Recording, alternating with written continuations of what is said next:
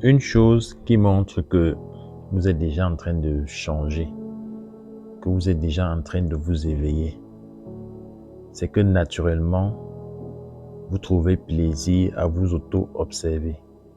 C'est-à-dire que vous vous observez de plus en plus.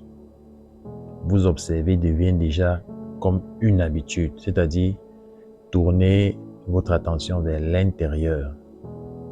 Vous ne vous intéressez plus simplement à la vie horizontale, à la vie extérieure, à la vie matérielle, le travail, l'argent, la nourriture, les problèmes sociaux, les problèmes professionnels, la famille, etc.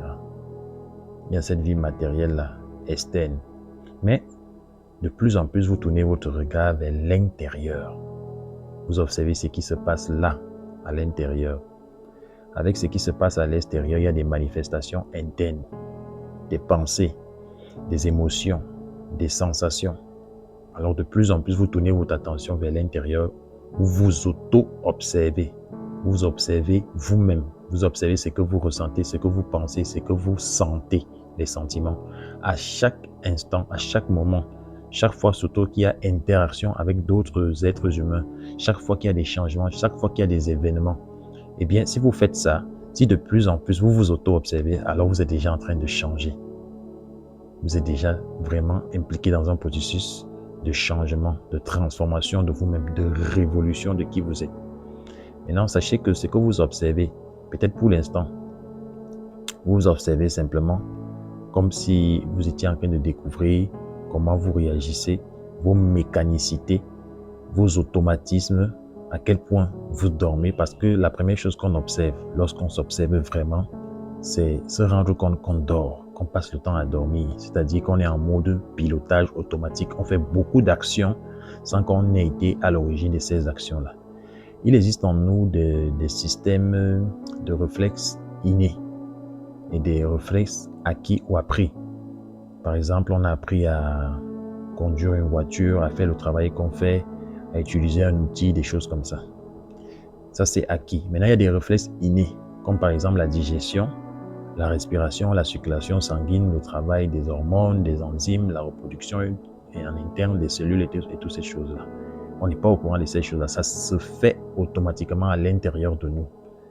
Vous voyez donc que les problèmes arrivent lorsqu'au niveau de notre pensée, lorsqu'au niveau de nos sens, sentiments ou émotions, et qu'au niveau des actions qu'on mène dans la vie quotidienne, tout se fait de manière automatique.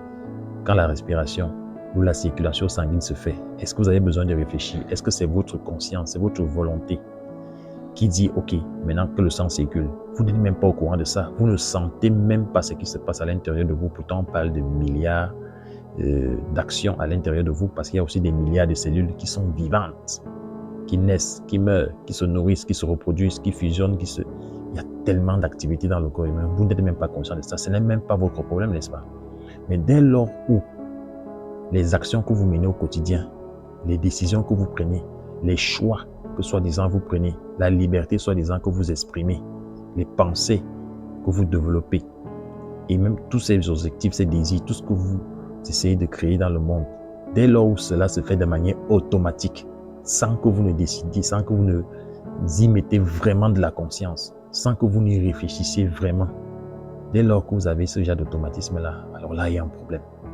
Parce qu'au moins le système digestif, hormis les cas où il y a des bobos et tout ça, ce sont des choses qui se font correctement, qui se font bien, exactement comme les plantes poussent, comme les étoiles, les cosmos. Le cosmos circule, les planètes circulent, sans souci, sans problème. Tout se passe bien, mais vous, votre vie, si vous êtes un peu sincère, vous allez voir que ce n'est pas toujours ça. C'est souvent parfois un problème. Ça se passe mal. Parce que justement, vous avez mis ce qui ne devait pas être automatique en mode automatique. Ou plutôt, vous avez laissé en mode automatique quelque chose qui devait être conscient. Les actions, les combats que vous menez, les objectifs que vous avez dans votre vie doivent être des choses conscientes. Vous allez me dire, mais c'est conscient, ce que je fais est conscient. Mais non. Lorsque vous commencez à vous auto-observer, vous vous rendez compte que vous dormez beaucoup. À un moment, vous vous rappelez, vous dites, mais je ne me suis pas auto-observé, je ne suis pas présent en moi. Je ne suis pas dans la présence.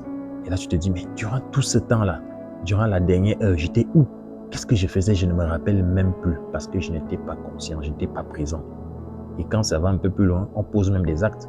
Quelqu'un nous a énervé, on s'est mis en colère et on a bousculé la personne est tombée et s'est fracturé un bras ou le pire même encore est arrivé. Et c'est après qu'on se dit, mais qu'est-ce qui m'a pris? Pourquoi je me suis autant énervé? Pourquoi je me suis autant énervé? Qu'est-ce qui s'est passé? Donc ça veut dire qu'on dort, on est en mode automatique, on réagit. Le mode automatique, c'est dans le système physique.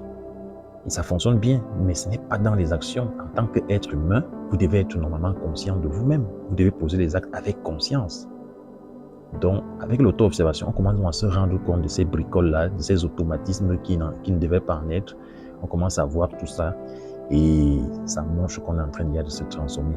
De plus en plus, on prend conscience de notre sommeil, de nos moments de pause, combien de temps on se perd durant la journée, on se laisse envahir, on s'identifie à une tonne de choses, on se perd vraiment dans la vie de tous les jours, dans nos propres pensées, dans nos propres sentiments, dans nos propres pulsions.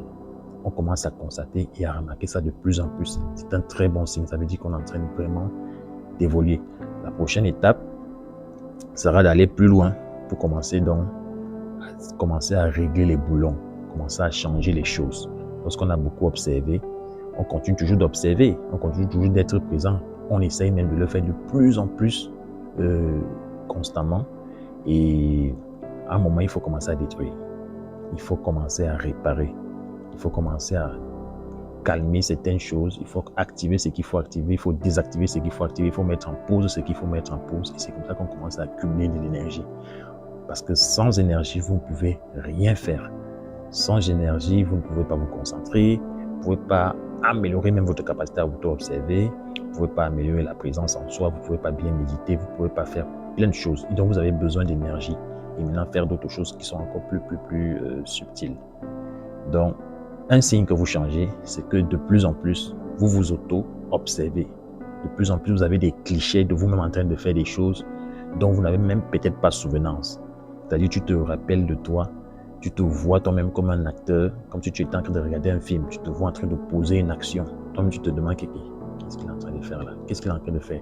Devant telle image, devant telle situation, devant tel lieu, devant tel objet, devant telle personne, devant tel événement, il y a des réactions qui se passent dans notre pensée, dans nos sentiments, dans nos sensations.